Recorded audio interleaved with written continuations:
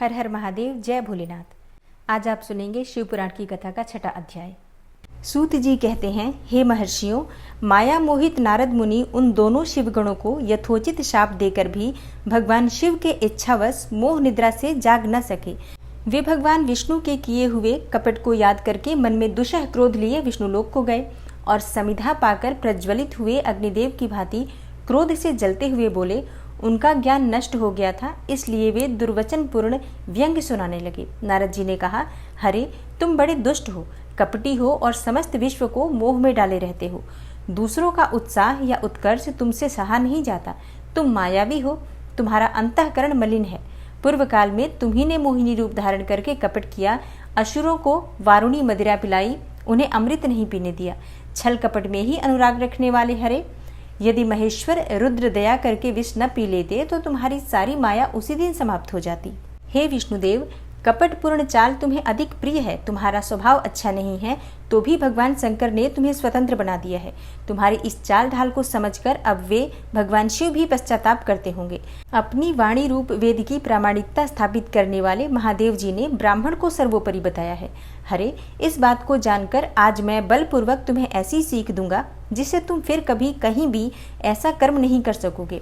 अब तक तुम्हें किसी शक्तिशाली या तेजस्वी पुरुष से पाला नहीं पड़ा था, इसलिए आज तक तुम निडर बने हुए हो। परंतु विष्णु, अब तुम्हें अपनी करनी का पूरा पूरा फल मिलेगा। भगवान विष्णु से ऐसा कहकर माया मोहित नारद मुनि अपने ब्रह्म तेज का प्रदर्शन करते हुए क्रोध से खिन्न हो उठे और शाप देते हुए बोले, विष्णु, तुमने स्त्री के लिए मुझे व्याकुल किया है।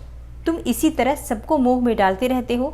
यह कपटपूर्ण कार्य करते हुए तुमने जिस स्वरूप से मुझे संयुक्त किया था, उसी स्वरूप से तुम मनुष्य हो जाओ और स्त्री के वियोग का दुख भोगो। तुमने जिन वानरों के समान मेरा मुंह बनाया था, वे ही उस समय तुम्हारे सहायक होंगे। और तुम दूसरों को स्त्री विरह का दुख देने वाले हो, अतः स्वयं भी तुम्हें स्त्री के वियोग का दुख प्राप्त हो और अज्ञान से मोहित मनुष्यों के समान तुम्हारी स्थिति हो। जब अज्ञान से मोहित हुए नारद जी ने मोहवश श्री हरि को इस तरह श्राप दिया, तब उन्होंने शंभु की माया की प्रशंसा करते हुए उस शाप को स्वीकार कर लिया। तदनंतर महालीला करने वाले शंभु ने अपनी उस विश्व मोहिनी माया को, जिसके कारण ज्ञानी नारद मुनि भी मोहित हो गए थे, खींच लिया। उस माया के तिरोहित होते ही नारद जी पूर्ववत शुद्ध बुद्धि से युक्त हो गए। उन्हें पूर्ववत ज्ञान प्राप्त हो गया और उनकी सारी व्याकुलता जाती रही। इससे उनके मन में बड़ा विस्मय हुआ। वे अधिकाधिक पश्चाताप करते हुए बारंबार अपनी निंदा करने लगे। उस समय उन्होंने ज्ञानी को भी मुंह में डालने वाली भगवान शंभु की माया की सराहना की। तदनंतर यह जानकर कि माया के कारण ही मैं भ्रम में पड़ गया था और यह सब मेरा माया जनित भ्रम ही था, वैष्णव शिरोमणि नारद जी भगवान विष्णु के चरणों में गिर पड़े। तब भगवान श्री हरि ने उन्हें उठाकर खड़ा कर दिया और उस समय अपनी दुर्बुद्धि नष्ट हो जाने के कारण वे यूं बोले, नाथ, माया से मोहित होने के कारण मेरी बुद्धि बिगड़ गई थी, इसलिए मैंने आपके प्रति बहुत दुर्वचन कहे हैं, आपको शाप तक दे डाला है। प्रभु, उस शाप को आप मिथ्या कर दीजिए। हाय, मैंने बहुत बड़ा पाप किया है, अब मैं निश्चय ही नरक में पड़ूंगा। हरे, मैं तो आपका दास हूँ, बताइए मैं क्या उपाय, कौन सा प्रायश्चित करूँ जिससे मेरा पाप समूह नष्ट हो जाए और मुझे नरक में न गिरना पड़े। ऐसा कहकर शुद्ध बुद्धि वाले मुनि शिरोमणि नारद जी पुनः भक्ति भाव से भगवान विष्णु के चरणों में गिर पड़े। उस समय उन्हें बड़ा पश्चाताप हो रहा था। तब श्री विष्णु ने उन्हें उठाकर मधुर वाणी में कहा। भगवान विष्णु बोले, तात, खेद न करो, तुम मेरे श्रेष्ठ भक्त हो, इसमें संशय नहीं है। मैं तुम्हें एक बात बताता हूँ, सुनो। उससे निश्चय ही तुम्हारा परम हित होगा, तुम्हें नरक में भी नहीं जाना पड़ेगा और भगवान शिव तुम्हारा कल्याण करेंगे। तुमने मद से मोहित होकर जो भगवान शिव की बात नहीं मानी थी, उसकी अवहेलना कर दी थी, उसी अपराध का भगवान शिव ने तुम्हें ऐसा फल दिया है, क्योंकि वे ही कर्म फल के दाता हैं। तुम अपने मन में यह दृढ़ निश्चय कर लो कि भगवान शिव की इच्छा से ही यह सब कुछ हुआ है। सबके स्वामी परमेश्वर शंकर ही गर्व को दूर करने वाले हैं।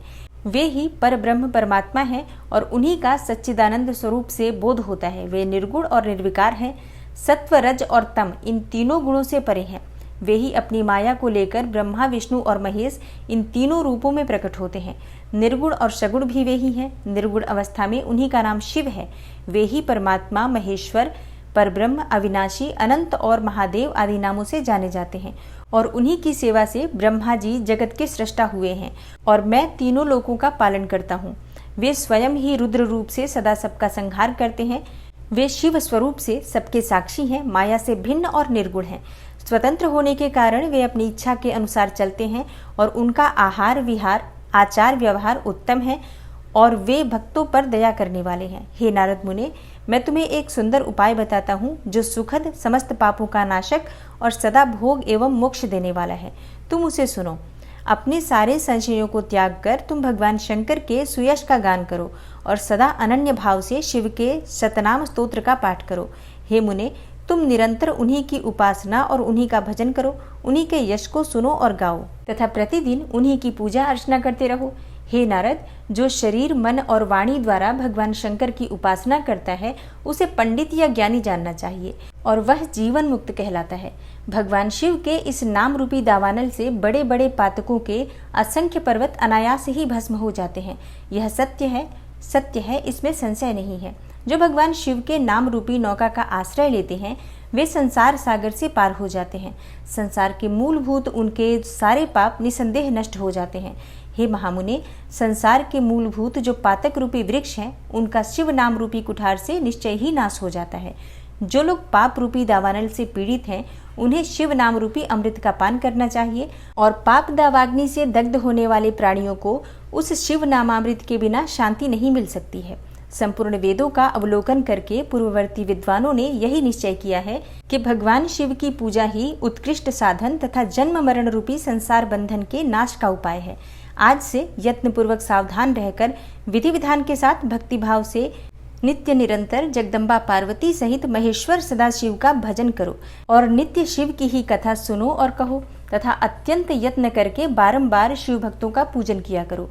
हे मुनि श्रेष्ठ, अपने हृदय में भगवान शिव के उज्जवल चरणारविंदों की स्थापना करके पहले शिव के तीर्थों में विचरो और हे मुने, इस प्रकार परमात्मा शंकर के अनुपम महात्म्य का दर्शन करते हुए अंत में आनंदवन काशी को जाओ। वह स्थान भगवान शिव को बहुत ही प्रिय है। वहां भक्ति पूर्वक विश्वनाथ जी का दर्शन पूजन करो। विशेषतः उनकी स्तुति वंदना करके तुम निर्विकल्प संशय रहित हो जाओगे। हे नारद जी, इसके बाद तुम्हें मेरी आज्ञा से भक्ति पूर्वक अपने मनोरथ की सिद्धि के लिए निश्चय ही ब्रह्मलोक में जाना चाहिए और वहां अपने पिता ब्रह्मा जी की विशेष रूप से स्तुति वंदना करके तुम्हें प्रसन्नतापूर्ण हृदय से बारंबार शिव महिमा के विषय में प्रश्न करना चाहिए। ब्रह्मा जी शिव भक्तों में श्रेष्ठ हैं। वे तुम्हें बड़ी प्रसन्नता के साथ भगवान शंकर का महात्म्य और सतनाम स्तोत्र भी सुनाएंगे। हे मुने, आज से तुम शिवाराधन में तत्पर रहने वाले शिव भक्त हो जाओ और विशेष रूप से मोक्ष के भागी बनो। भगवान शिव तुम्हारा कल्याण करेंगे। इस प्रकार प्रसन्न चित्त हुए भगवान विष्णु नारद मुनि को प्रेम पूर्वक उपदेश देकर श्री शिव का स्मरण, वंदन और स्तवन करके वहां से अंतर्ध्यान हो गए। सूत जी कहते हैं, हे महर्षियों, भगवान श्री हरि के अंतर्ध्यान हो जाने पर मुनिश्रेष्ठ नारद शिवलिंगों का भक्तिपूर्वक दर्शन करते हुए पृथ्वी पर विचरने लगे। हे ब्राह्मणों, भूमंडल पर घूम फिरकर उन्होंने भोग और मोक्ष देने वाले बहुत से शिवलिंगों का प्रेम पूर्वक दर्शन किया। दिव्यदर्शी नारद जी भूतल के तीर्थों में विचर रहे हैं और इस समय उनका चित्त शुद्ध है, यह जानकर वे दोनों शिवगण उनके पास गए। वे उनके दिए हुए शाप से उद्धार की इच्छा रखकर वहां गए थे। उन्होंने आदरपूर्वक मुनि के दोनों पैर पकड़ लिए और मस्तक झुकाकर भली भांति प्रणाम करके शीघ्र ही इस प्रकार कहा। शिवगण बोले, ब्रह्मन, हम दोनों शिव के गण हैं।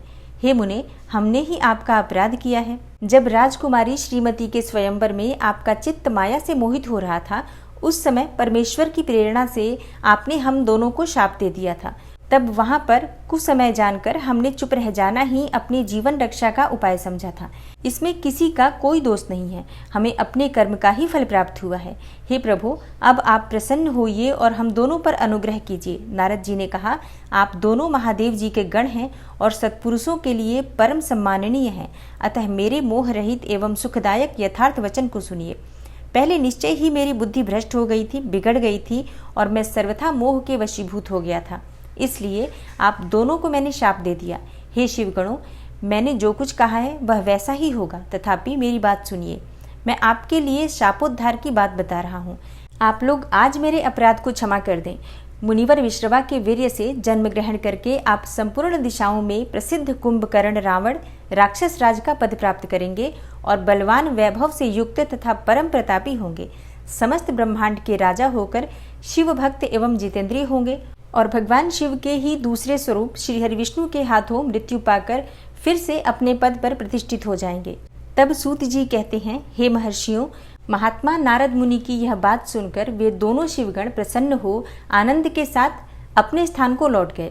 श्री नारद जी भी अत्यंत आनंदित हो अनन्य भाव से भगवान शिव का ध्यान तथा शिव तीर्थों का दर्शन करते हुए बारंबार भूमंडल में विचरने लगे और अंत में वे सबके ऊपर विराजमान शिवप्रिया काशीपुरी में गए, जो शिव स्वरूपिणी एवं शिव को सुख देने वाली है। काशीपुरी का दर्शन करके नारद जी कृतार्थ हो गए। उन्होंने भगवान काशीनाथ का दर्शन किया और परम प्रेम एवं परमानंद से युक्त हो उनकी पूजा की। काशी का सानंद सेवन करके वे मुनि श्रेष्ठ कृतार्थता का अनुभव करने लगे और प्रेम से विफल होकर उसका नमन, वर्णन तथा स्मरण करते हुए ब्रह्मलोक को गए। निरंतर शिव का स्मरण करने से उनकी बुद्धि शुद्ध हो गई थी। वहां पहुंचकर शिव तत्व का विशेष रूप से ज्ञान प्राप्त करने की इच्छा से नारद जी ने ब्रह्मा जी को भक्तिपूर्वक नमस्कार किया और नाना प्रकार के स्तोत्रों द्वारा उनकी स्तुति करके उनसे शिव तत्व के विषय में पूछा। उस समय नारद जी का हृदय भगवान शंकर के प्रति भक्तिभाव से परिपूर्ण था। नारद जी बोले, हे ब्रह्मन, परब्रह्म परमात्मा के स्वरूप को जानने वाले पितामह, जगत प्रभु, आपकी कृपा प्रसाद से मैंने भगवान विष्णु के उत्तम महात्म्य का पूर्ण रूप से ज्ञान प्राप्त किया है। हे ब्रह्मन, मैंने भक्ति मार्ग, ज्ञान मार्ग, अत्यंत दुस्तर तपो मार्ग, दान मार्ग तथा तीर्थ मार्ग का भी वर्णन सुना है, परंतु शिव तत्व का ज्ञान मुझे अभी तक नहीं हुआ है। मैं भगवान शंकर की पूजा विधि को भी नहीं जानता।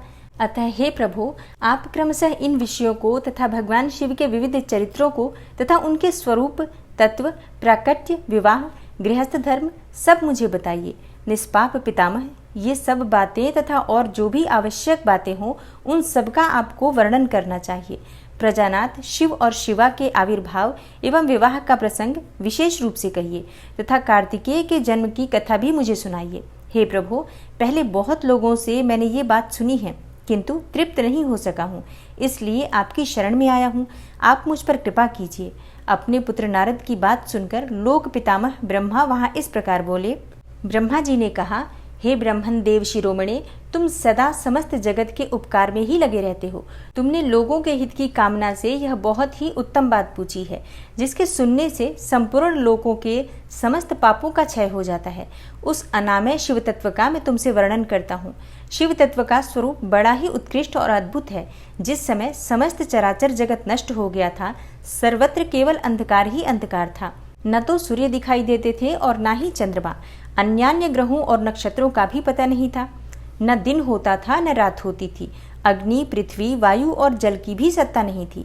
प्रधान तत्व से रहित सूना आकाश मात्र शेष था। दूसरे किसी तेज की उपलब्धि नहीं होती थी और अदृष्ट आदि का भी अस्तित्व नहीं था। शब्द और स्पर्श भी साथ छोड़ चुके थे। गंध और रूप की भी अभिव्यक्ति नहीं होती थी। रस का भी अभाव हो गया था। दिशाओं का भी भान नहीं होता था।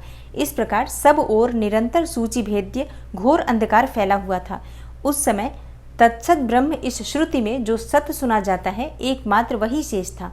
जब यह, वह, ऐसा, जो इत्यादि रूप से निर्दिष्ट होने वाला भावाभावात्मक जगत नहीं था, उस समय वह एकमात्र सत ही शेष था, जिसे योगी जन अपने हृदयाकाश के भीतर निरंतर देखते हैं।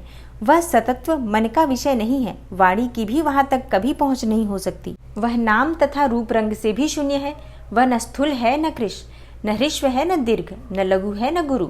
इसमें न कभी वृद्धि होती है और न ह्रास होता है। और श्रुति भी इसके विषय में चकित भाव से है इतना ही कहती है, अर्थात उसकी सत्ता मात्र का ही निरूपण कर पाती है। उसका कोई विशेष विवरण देने में असमर्थ हो जाती है। वह सत्य, ज्ञान स्वरूप, अनंत, परमानंदमय, परम ज्योति स्वरूप, अप्रमेय, आधार रहित, निर्विकार, निराकार, निर्गुण, योगिगम्य, सर्वव्यापी, सबका एकमात्र कारण, निर्विकल्प, निरारंभ, माया शून्य, उपद्रव रहित, अद्वितीय, अनादि, अनंत, संकोच विकास से शून्य तथा चिन्मय है। जिस पर ब्रह्म के विषय में ज्ञान और अज्ञान से पूर्ण उक्तियों द्वारा इस प्रकार विकल्प किए जाते हैं, उसने कुछ काल के बाद सृष्टि का समय आने पर द्वितीय की इच्छा प्रकट की। उसके भीतर एक से अनेक होने का संकल्प उदित हुआ। तब उस निराकार परमात्मा ने अपनी लीला शक्ति से अपने लिए मूर्ति आकार की कल्पना की। वह मूर्ति संपूर्ण ऐश्वर्य गुणों से संपन्न, सर्वज्ञानमयी, शुभ स्वरूपा, सर्वव्यापिनी, सर्वरूपा, सर्वदर्शिनी, सर्वकारिणी, सबकी एकमात्र वंदनीया, सर्वाद्या, सब कुछ देने वाली और संपूर्ण संस्कृतियों का केंद्र थी। उस शुद्ध स्वरूपिणी ईश्वर मूर्ति की कल्पना करके वह अद्वितीय अनादि अनंत सर्वप्रकाशक चिन्मय सर्वव्यापी और अविनाशी पर ब्रह्म अंतर्हित हो गया। जो मूर्ति रहित परम ब्रह्म है, उसी की मूर्ति चिन्मय आकार में भगवान सदाशिव हैं। अर्वाचीन और प्राचीन विद्वान उन्हीं को ईश्वर कहते हैं। उस समय एकाकी रहकर स्वेच्छानुसार विहार करने वाले उन सदाशिव ने अपने विग्रह से स्वयं ही एक स्वरूपभूता शक्ति की सृष्टि की, जो उनके अपने श्री अंग से कभी अलग नहीं होने वाली थी। उस पराशक्ति को प्रधान, प्रकृति, गुणवती, माया, बुद्धि तत्व की जननी तथा विकार रहित बताया गया है। वह शक्ति अंबिका कही गई है। उसी को प्रकृति, सर्वेश्वरी, त्रिदेव जननी, नित्या और मूल कारण भी कहते हैं। सदाशिव द्वारा प्रकट की गई उस शक्ति की 8 भुजाएं हैं। उस शुभ लक्षणा देवी के मुख की शोभा विचित्र है। वह अकेली ही अपने मुखमंडल में सदा 1 सहस्त्र चंद्रमाओं की कांति धारण करती हैं। नाना प्रकार के आभूषण उसके श्री अंगों की शोभा बढ़ाते हैं। वह देवी नाना प्रकार की गतियों से संपन्न है और अनेक प्रकार के अस्त्र शस्त्र धारण करती हैं। उसके खुले हुए नेत्र खिले हुए कमल के समान जान पड़ते हैं। वह अचिंत्य तेज से जगमगाती हैं। वह सबकी योनि है और सदा उद्यमशील रहती हैं। एकाकिनी होने पर भी वह माया संयोग वशात अनेक हो जाती हैं। वे जो सदाशिव हैं, उन्हें परम पुरुष, ईश्वर, शिव शंभु और महेश्वर कहते हैं। वे अपने मस्तक पर आकाश गंगा को धारण करते हैं। उनके भाल देश में चंद्रमा शोभा पाते हैं। उनके 5 मुख हैं और प्रत्येक मुख में 3-3 नेत्र हैं। उनका चित्त सदा प्रसन्न रहता है। वे 10 भुजाओं से युक्त और त्रिशूलधारी हैं और उनके श्री अंगों की प्रभा कर्पूर के समान श्वेत गौर है। वे अपने सारे अंगों में भस्म रमाए रहते हैं और उन काल रूपी ब्रह्मा ने एक ही समय शक्ति के साथ शिवलोक नामक क्षेत्र का निर्माण किया था। उस उत्तम क्षेत्र को ही काशी कहते हैं। वह परम निर्वाण और मोक्ष का स्थान है, जो सबके ऊपर विराजमान है। वे प्रिया प्रियतम रूप शक्ति और शिव, जो परमानंद स्वरूप हैं, उस मनोरम क्षेत्र में नित्य निवास करते हैं। काशीपुरी परमानंद रूपिणी है। हे मुने, शिव और शिवा ने प्रलय काल में भी कभी उस क्षेत्र को अपने सानिध्य से मुक्त नहीं किया है। इसलिए विद्वान पुरुष उसे अविमुक्त क्षेत्र के नाम से भी जानते हैं। वह क्षेत्र आनंद का हेतु है। इसलिए पिनाकधारी शिव ने पहले उसका नाम आनंद वन रखा था। उसके बाद वह अविमुक्त के नाम से प्रसिद्ध हुआ। हे देवर से, एक समय उस आनंद वन में रमण करते हुए शिवा और शिव के मन में यह इच्छा प्रकट हुई कि किसी दूसरे पुरुष की भी सृष्टि करनी चाहिए, जिस पर यह सृष्टि संचालन का महान भार रखकर हम दोनों केवल काशी में रहकर इच्छानुसार विचरें और निर्वाण धारण करें। वही पुरुष हमारे अनुग्रह से सदा सबकी सृष्टि करे, पालन करे और वहीं अंत में सबका संहार भी करे। यह चित्त एक समुद्र के समान है। इसमें चिंता की उत्ताल तरंगे उठ उठकर इसे चंचल बनाई रहती हैं। इसमें सत्व गुण रूपी रत्न, तमो गुण रूपी ग्राह और रजो गुण रूपी मूंगे भरे रहते हैं। इस विशाल चित्त समुद्र को संकुचित करके हम दोनों उस पुरुष के प्रसाद से आनंद कारण काशी में सुखपूर्वक निवास करेंगे। यह आनंद वन वह स्थान है जहाँ हमारी मनोवृत्ति सब ओर से सिमटकर इसी में लगी हुई है तथा जिसके बाहर का जगत चिंता से आतुर प्रतीत होता है। ऐसा निश्चय करके शक्ति सहित सर्वव्यापी परमेश्वर शिव ने अपने वाम भाग के 10वें अंग पर अमृत मल दिया। फिर तो वहां से एक पुरुष प्रकट हुआ जो तीनों लोकों में सबसे अधिक सुंदर था। वह शांत था, उसमें सत्व गुण की अधिकता थी तथा वह गंभीरता का अथाह सागर था। हे मुने, क्षमा नामक गुण से युक्त उस पुरुष के लिए ढूंढने पर भी कहीं कोई उपमा नहीं मिलती। उसकी कांति इंद्रनील मणि के समान श्याम थी और उसके अंग अंग से दिव्य शोभा छिटक रही थी और नेत्र प्रफुल्ल कमल के समान शोभा पा रहे थे। श्री अंगों पर सुवर्ण की सी कांति वाले 2 सुंदर रेशमी पीतांबर शोभा दे रहे थे। किसी से भी पराजित न होने वाला वह वीर पुरुष अपने प्रचंड भुज दंडों से सुशोभित हो रहा था। तदनंतर उस पुरुष ने परमेश्वर शिव को प्रणाम करके कहा, स्वामिन, मेरे नाम निश्चित कीजिए और मेरे काम बताइए। उस पुरुष की यह बात सुनकर महेश्वर भगवान शंकर हंसते हुए मेघ के समान गंभीर वाणी में उससे बोले। शिवजी ने कहा, हे वत्स, व्यापक होने के कारण तुम्हारा विष्णु नाम विख्यात हुआ। इसके सिवा और भी बहुत से नाम होंगे जो भक्तों को सुख देने वाले होंगे।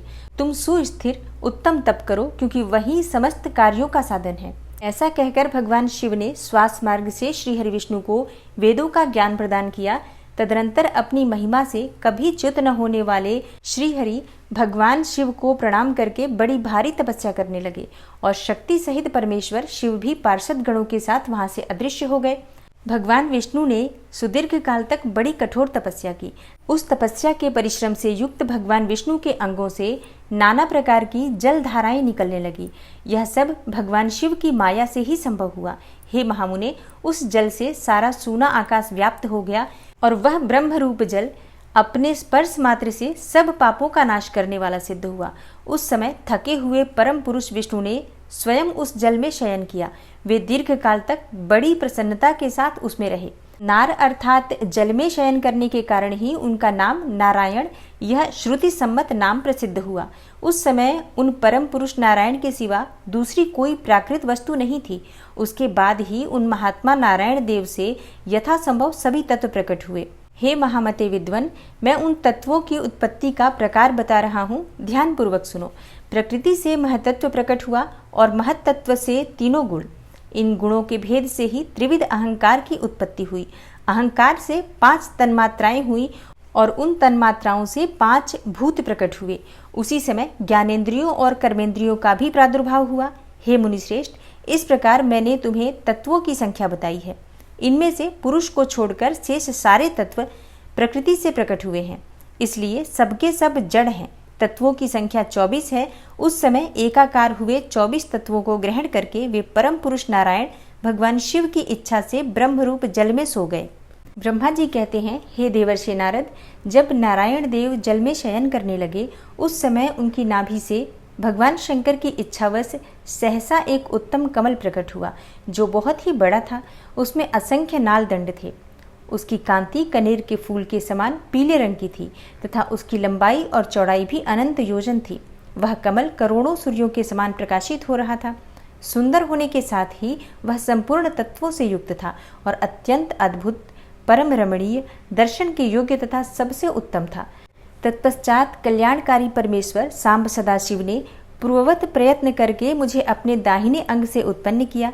हे मुने, उन महेश्वर ने मुझे तुरंत ही अपनी माया से मोहित करके नारायण देव के नाभि कमल में डाल दिया और लीला पूर्वक मुझे वहां से प्रकट किया। इस प्रकार उस कमल के पुत्र के रूप में मुझ हिरण्यगर्भ का जन्म हुआ। मेरे 4 मुख हुए और शरीर की कांति लाल हुई। मेरे मस्तक त्रिपुंड की रेखा से अंकित थे। हे तात, भगवान शिव की माया से मोहित होने के कारण मेरी ज्ञान शक्ति इतनी दुर्बल हो रही थी कि मैंने उस कमल के सिवा दूसरे किसी को अपने शरीर का जनक या पिता नहीं जाना। मैं कौन हूँ, कहाँ से आया हूँ, मेरा कार्य क्या है, मैं किसका पुत्र होकर उत्पन्न हुआ हूँ और किसने इस समय मेरा निर्माण किया है। इस प्रकार संशय में पड़े हुए मेरे मन में यह विचार उत्पन्न हुआ कि मैं किस लिए मोह में पड़ा हुआ हूँ। जिसने मुझे उत्पन्न किया है उसका पता लगाना तो बहुत ही सरल है। इस कमल पुष्प का जो पत्र युक्त नाल है उसका उद्गम स्थान इस जल के भीतर नीचे की ओर ही है। जिसने मुझे उत्पन्न किया होगा वह पुरुष भी वही होगा, इसमें कोई संशय नहीं है। तब ऐसा निश्चय करके मैंने अपने को कमल से नीचे उतारा। हे मुने, मैं उस कमल की एक एक नाल में गया और सैकड़ों वर्षों तक वहां भ्रमण करता रहा, किंतु कहीं भी उस कमल के उद्गम का उत्तम स्थान मुझे नहीं मिला। तब पुनः संशय में पड़कर मैं उस कमल पुष्प पर जाने को उत्सुक हुआ और नाल के मार्ग से उस कमल पर चढ़ने लगा। इस तरह बहुत ऊपर जाने पर भी मैं उस कमल के कोश को न पा सका। उस दशा में मैं और भी मोहित हो उठा। हे मुने, उस समय भगवान शिव की इच्छा से परम मंगलमयी उत्तम आकाशवाणी प्रकट हुई, जो मेरे मोह का विध्वंस करने वाली थी। उस वाणी ने कहा, तपस्या करो। तब उस आकाशवाणी को सुनकर मैंने अपने जन्मदाता पिता का दर्शन करने के लिए उस समय पुनः प्रयत्न पूर्वक 12 वर्षों तक घोर तपस्या की। तब मुझ पर अनुग्रह करने के लिए ही 4 भुजाओं और सुंदर नेत्रों से सुशोभित भगवान विष्णु वहां सहसा प्रकट हो गए। उन परम पुरुष ने अपने हाथ में शंख, चक्र, गदा और पद्म धारण कर रखे थे। उनके सारे अंग सजल जलधर के समान श्याम कांति से सुशोभित थे और उन परम प्रभु ने सुंदर पीतांबर पहन रखा था। उनके मस्तक आदि अंगों में मुकुट और महामूल्यवान आभूषण शोभा पाते थे। उनका मुखार विंद प्रसन्नता से खिला हुआ था। मैं उनकी छवि पर मोहित हो रहा था। वे मुझे करोड़ों कामदेवों के समान मनोहर दिखाई दिए। उनका वह अत्यंत सुंदर रूप देखकर मुझे बड़ा आश्चर्य हुआ। वे सांवली और सुनहरी आभा से उद्भासित हो रहे थे। उस समय उन सत्व स्वरूप सर्वात्मा चार भुजा धारण करने वाले महाबाहु नारायण देव को वहां उस रूप में अपने साथ देखकर मुझे बड़ा हर्ष हुआ। तदनंतर उन नारायण देव के साथ मेरी बातचीत आरंभ हुई और भगवान शिव की लीला से वहां हम दोनों में कुछ विवाद छिड़ गया। इसी समय हम लोगों के बीच में एक महान अग्नि स्तंभ ज्योतिर्मय लिंग प्रकट हुआ। मैंने और श्री हरि विष्णु ने क्रमशः ऊपर और नीचे जाकर उसके आदि अंत का पता लगाने के लिए बड़ा प्रयत्न किया, परंतु हमें कहीं भी उसका ओर छोर नहीं मिला। मैं थक कर ऊपर से नीचे लौट आया और भगवान विष्णु भी उसी तरह नीचे से ऊपर आकर मुझसे मिले। हम दोनों शिव की माया से मोहित थे। श्री हरि ने मेरे साथ आगे पीछे और अगल बगल से परमेश्वर शिव को प्रणाम किया। फिर वे सोचने लगे, यह क्या वस्तु है, इसके स्वरूप का निर्देश नहीं किया जा सकता, क्योंकि न तो इसका कोई नाम है और न कर्म है। लिंग रहित तत्व ही यहाँ लिंग भाव को प्राप्त हो गया है। ध्यान मार्ग में भी इसके स्वरूप का कुछ पता नहीं चलता। इसके बाद मैं और श्री हरि दोनों ने अपने चित्त को स्वस्थ करके उस अग्नि स्तंभ को प्रणाम करना आरंभ किया। हम दोनों बोले, हे महाप्रभु, हम आपके स्वरूप को नहीं जानते। आप जो कोई भी क्यों न हो, आपको हमारा नमस्कार है। महेशान, आप शीघ्र ही हमें अपने यथार्थ रूप का दर्शन कराइए। हे मुनिश्रेष्ठ, इस प्रकार अहंकार से आविष्ट हुए हम दोनों ही वहां नमस्कार करने लगे। ऐसा करते हुए हमारे 100 वर्ष बीत गए। और अब आप सुनेंगे कि ब्रह्मा और विष्णु को भगवान शिव के शब्दमय शरीर का दर्शन किस प्रकार से हुआ। ब्रह्मा जी कहते हैं, हे मुनिश्रेष्ठ नारद, इस प्रकार हम दोनों देवता गर्वरहित हो निरंतर प्रणाम करते रहे। हम दोनों के मन में एक ही अभिलाषा थी कि इस ज्योतिर्लिंग के रूप में प्रकट हुए परमेश्वर प्रत्यक्ष दर्शन दे। भगवान शंकर, जो कि दीनों के प्रतिपालक हैं, अहंकारियों का गर्व चूर्ण करने वाले तथा सबके अविनाशी प्रभु हैं, वे हम दोनों पर दयालु हो गए और उस समय उन सूरश्रेष्ठ से ओम ओम ऐसा शब्द रूप नाद प्रकट हुआ जो स्पष्ट रूप से सुनाई देता था। जोर से प्रकट होने वाले उस शब्द के विषय में यह क्या है, ऐसा सोचते हुए समस्त देवताओं के आराध्य भगवान विष्णु मेरे साथ संतुष्ट चित्त से खड़े रहे। वे सर्वथा वैर भाव से रहित थे। उन्होंने लिंग के दक्षिण भाग में सनातन आदि वर्ण अकार का दर्शन किया और उत्तर भाग में उकार का, मध्य भाग में मकार का और अंत में ओम इस नाद का साक्षात दर्शन एवं अनुभव किया। दक्षिण भाग में प्रकट हुए आदि वर्ण आकार को सूर्यमंडल के समान तेजोमय देखकर जब उन्होंने उत्तर भाग में दृष्टिपात किया, तब वहां उकार वर्ण अग्नि के समान दीप्तिशाली दिखाई दिया। हे मुनिश्रेष्ठ, इसी तरह उन्होंने मध्य भाग में मकार को चंद्रमंडल के समान उज्ज्वल कांति से प्रकाशमान देखा। तदनंतर जब उसके ऊपर दृष्टि डाली, तब शुद्ध स्फटिक मणि के समान निर्मल प्रभा से युक्त, तुर्यातीत, अमल, निष्कल, निरुपद्रव, निर्द्वंद, अद्वितीय, शून्यमय, बाह्य और अभ्यंतर के भेद से रहित, बाह्यांतर भेद से युक्त, जगत के भीतर और बाहर स्वयं ही स्थित, आदि मध्य और अंत से रहित, आनंद के आदिकरण तथा सबके परम आश्रय, सत्य आनंद एवं अमृत स्वरूप पर ब्रह्म का साक्षात्कार किया। उस समय श्री हरि यह सोचने लगे कि यह अग्नि स्तंभ यहाँ कहाँ से प्रकट हुआ है। हम दोनों फिर इसकी परीक्षा करें। मैं इस अनुपम अनल स्तंभ के नीचे जाऊंगा, ऐसा विचार करते हुए श्री हरि ने वेद और शब्द दोनों के आवेश से युक्त विश्वात्मा शिव का चिंतन किया। तब वहां एक ऋषि प्रकट हुए जो ऋषि समूह के परम सार रूप माने जाते हैं। उन्हीं ऋषि के द्वारा परमेश्वर श्री विष्णु ने जाना कि इस शब्द ब्रह्ममय शरीर वाले परम लिंग के रूप में साक्षात पर ब्रह्म स्वरूप महादेव जी ही यहाँ प्रकट हुए हैं। ये चिंता रहित अथवा अचिंत्य रुद्र हैं। जहाँ जाकर मन सहित वाणी उसे प्राप्त किए बिना ही लौट आती है, उस पर ब्रह्म परमात्मा शिव का वाचक एकाक्षर प्रणव ही है। वे इसके वाच्यार्थ रूप हैं। वह सुवर्णमय अंड के रूप में ही बताने योग्य था। उसका और कोई विशेष लक्षण नहीं लक्षित होता था। वह दिव्य अंड अनेक वर्षों तक जल में ही स्थित रहा। तदनंतर 1000 वर्ष के बाद उस अंड के 2 टुकड़े हो गए और जल में स्थित हुआ वह अंड अजन्मा ब्रह्मा जी की उत्पत्ति का स्थान था और साक्षात महेश्वर के आघात से ही फूटकर 2 भागों में बट गया था। उस अवस्था में उसका ऊपर स्थित हुआ सुवर्णमय कपाल बड़ी शोभा पाने लगा। वही द्युलोक के रूप में प्रकट हुआ था तथा जो उसका दूसरा नीचे वाला कपाल था, वही यह 5 लक्षणों से युक्त पृथ्वी है। उस अंड से चतुर्मुख ब्रह्मा उत्पन्न हुए, जिनकी क संज्ञा है और वे समस्त लोकों के सृष्टा हैं। इस प्रकार वे भगवान महेश्वर ही अ, उ और म इन त्रिविध रूपों में वर्णित हुए हैं। इसी अभिप्राय से उन ज्योतिर्लिंग स्वरूप सदाशिव ने ओम ओम ऐसा कहा। यह बात यजुर्वेद के श्रेष्ठ मंत्र कहते हैं। यजुर्वेद के उन श्रेष्ठ मंत्रों का ये कथन सुनकर ऋचाओं और साम मंत्रों ने भी हमसे आदरपूर्वक कहा, हे हरे, हे ब्रह्मन, यह बात ऐसी ही है। इस तरह देवेश्वर शिव को जानकर श्री हरि ने शक्ति संभूत मंत्रों द्वारा उत्तम एवं महान अभ्युदय से शोभित होने वाले उन महेश्वर देव का स्तवन किया। इसी बीच में मेरे साथ विश्वपालक भगवान विष्णु ने एक और भी अद्भुत एवं सुंदर रूप देखा। हे मुने, यह रूप 5 मुखों वाला और 10 भुजाओं से अलंकृत था। उसकी कांति कर्पूर के समान गौर थी।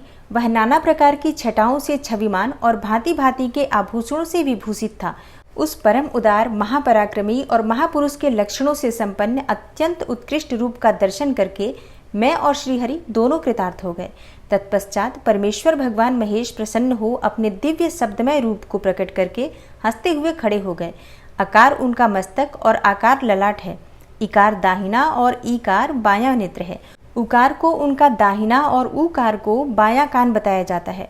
ऋकार उन परमेश्वर का दायां कपोल है और ऋकार बायां। ऋ और लृ ये दोनों नासिकाओं के दोनों छिद्र हैं। एकार उन सर्वव्यापी प्रभु का ऊपरी ओष्ठ है और एकार अधर। ओकार तथा औकार ये दोनों क्रमशः उनकी ऊपर और नीचे की 2 दंत पक्तियां हैं। अम और अह उन देवाधिदेव शूलधारी शिव के दोनों तालु हैं। क आदि 5 अक्षर उनके दाहिने 5 हाथ हैं और च आदि 5 अक्षर बाएं 5 हाथ। ट आदि और त आदि 5-5 अक्षर उनके पैर हैं। पकार पेट है और फकार को दाहिना पार्श्व बताया जाता है और बकार को बायां पार्श्व। भकार को कंधा कहते हैं। मकार उन योगी महादेव शंभु का हृदय है। य से लेकर स तक ये 7 अक्षर सर्वव्यापी शिव के शब्दमय शरीर की 7 धातुएं हैं। हकार उनकी नाभि है और छकार को मेढु कहा जाता है। इस प्रकार निर्गुण एवं गुण स्वरूप परमात्मा के शब्दमय रूप को भगवती उमा के साथ देखकर मैं और श्री हरि दोनों कृतार्थ हो गए। इस तरह शब्द ब्रह्ममय शरीरधारी महेश्वर शिव का दर्शन पाकर मेरे साथ श्री हरि ने उन्हें प्रणाम किया और पुनः ऊपर की ओर देखा। उस समय उन्हें 5 कलाओं से युक्त ओमकार जनित मंत्र का साक्षात्कार हुआ। तत्पश्चात महादेव जी का ओम तत्वमसि यह महावाक्य दृष्टिगोचर हुआ, जो परम तत्व मंत्र रूप है तथा शुद्ध स्फटिक के समान निर्मल है। फिर संपूर्ण धर्म और अर्थ का साधक तथा बुद्धि स्वरूप गायत्री नामक दूसरा महान मंत्र लक्षित हुआ, जिसमें 24 अक्षर हैं तथा जो चारों पुरुषार्थ रूपी फल देने वाला है। तत्पश्चात महामृत्युंजय मंत्र, फिर पंचाक्षर मंत्र तथा दक्षिणामूर्ति संज्ञक चिंतामणि मंत्र का साक्षात्कार हुआ।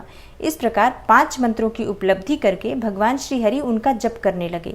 तदनंतर ऋक, यजुः और शाम ये जिनके रूप हैं, जो ईशों के मुकुटमणि ईशान हैं, जो पुरातन पुरुष हैं, जिनका हृदय अघोर अर्थात सौम्य है, जो हृदय को प्रिय लगने वाले सर्वगुह्य सदाशिव हैं, जिनके चरण वाम परम सुंदर हैं, जो महान देवता हैं और महान सर्पराज को आभूषण के रूप में धारण करते हैं, जिनके सभी ओर पैर और सभी ओर नेत्र हैं, जो मुझ ब्रह्मा के भी अधिपति, कल्याणकारी तथा सृष्टि पालन एवं संहार करने वाले हैं। उन वरदायक शाम्ब शिव का मेरे साथ भगवान विष्णु ने प्रिय वचनों द्वारा संतुष्ट चित्त से स्तवन किया। तब नारद जी के पूछने पर ब्रह्मा जी बोले, हे मुने, हमें पूर्वोक्त आदेश देकर जब महादेव जी अंतर्ध्यान हो गए, तब मैं उनकी आज्ञा का पालन करने के लिए ध्यान मग्न हो कर्तव्य का विचार करने लगा। उस समय भगवान शंकर को नमस्कार करके श्री हरि से ज्ञान पाकर परमानंद को प्राप्त हो मैंने सृष्टि करने का ही निश्चय किया। हे तात, भगवान विष्णु भी वहां सदाशिव को प्रणाम करके मुझे आवश्यक उपदेश देकर तत्काल अदृश्य हो गए। वे ब्रह्मांड से बाहर जाकर भगवान शिव की कृपा प्राप्त करके वैकुंठ धाम में जा पहुंचे और सदा वहीं रहने लगे। मैंने सृष्टि की इच्छा से भगवान शिव और विष्णु का स्मरण करके पहले के रचे हुए जल में अपनी अंजलि डालकर जल को ऊपर की ओर उछाला। इससे वहां एक अंड प्रकट हुआ, जो 24 तत्वों का समूह कहा जाता है। हे विप्रवर, यह विराट आकार वाला अंड जड़ रूप ही था। उसमें चेतनता न देखकर मुझे बड़ा संशय हुआ और मैं अत्यंत कठोर तप करने लगा। 12 वर्षों तक भगवान विष्णु के चिंतन में लगा रहा। हे तात, वह समय पूर्ण होने पर भगवान श्रीहरि स्वयं प्रकट हुए और बड़े प्रेम से मेरे अंगों का स्पर्श करते हुए मुझसे प्रसन्नता पूर्वक बोले। श्रीहरि विष्णु ने कहा, हे ब्रह्मन, तुम वर मांगो, मैं प्रसन्न हूँ। मुझे तुम्हारे लिए कुछ भी अदेय नहीं है। भगवान शिव की कृपा से मैं सब कुछ देने में समर्थ हूँ।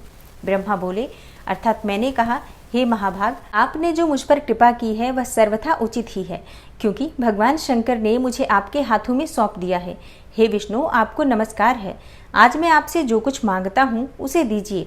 हे प्रभु, यह विराट रूप 24 तत्वों से बना हुआ अंड किसी तरह चेतन नहीं हो रहा है, जड़ीभूत दिखाई देता है। हे हरे, इस समय भगवान शिव की कृपा से आप यहाँ प्रकट हुए हैं, अतः भगवान शंकर की सृष्टि शक्ति या विभूति से प्राप्त हुए इस अंड में चेतनता लाइए। मेरे ऐसा कहने पर शिव की आज्ञा से तत्पर रहने वाले महाविष्णु ने अनंत रूप का आश्रय ले उस अंड में प्रवेश किया। उस समय उन परम पुरुष के सहस्त्रों मस्तक, सहस्त्रों नेत्र और सहस्त्रों पैर थे। उन्होंने भूमि को सब ओर से घेर कर उस अंड को व्याप्त कर लिया। मेरे द्वारा भली भांति स्तुति की जाने पर जब श्री हरि विष्णु ने उस अंड में प्रवेश किया, तब वह 24 तत्वों का विकार रूप अंड सचेतन हो गया।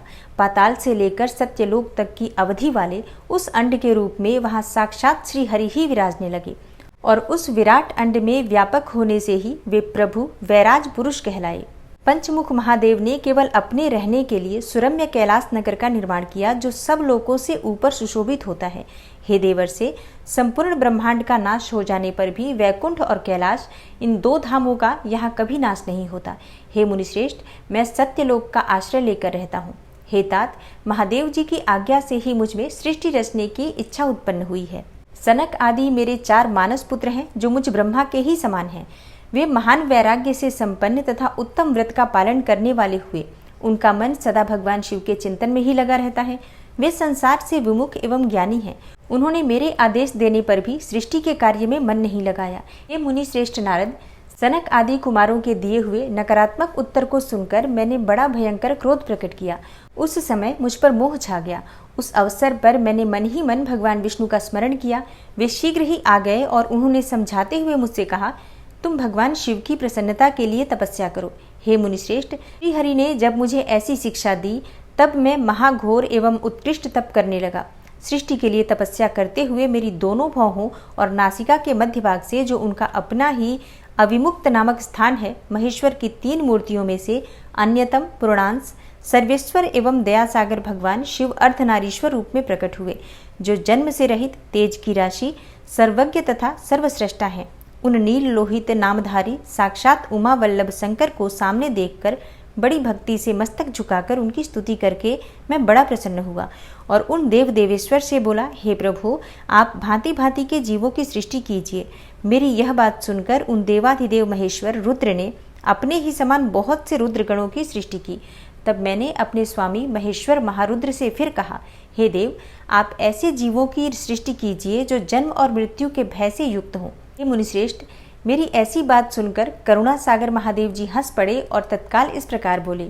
महादेव जी ने कहा, विधाता, मैं जन्म और मृत्यु के भय से युक्त अशोभन जीव की सृष्टि नहीं करूंगा, क्योंकि वे कर्मों के अधीन हो दुख के समुद्र में डूबे रहेंगे।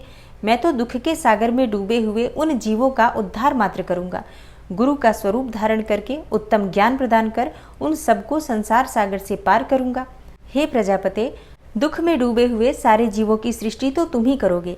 मेरी आज्ञा से इस कार्य में प्रवृत्त होने के कारण तुम्हें माया नहीं बांध सकेगी।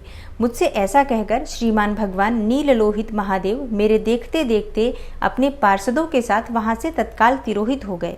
जय भोलेनाथ। आज की कथा का यहीं पर समापन करती हूँ। इसके आगे का अध्याय आप सुनेंगे कल की कथा में।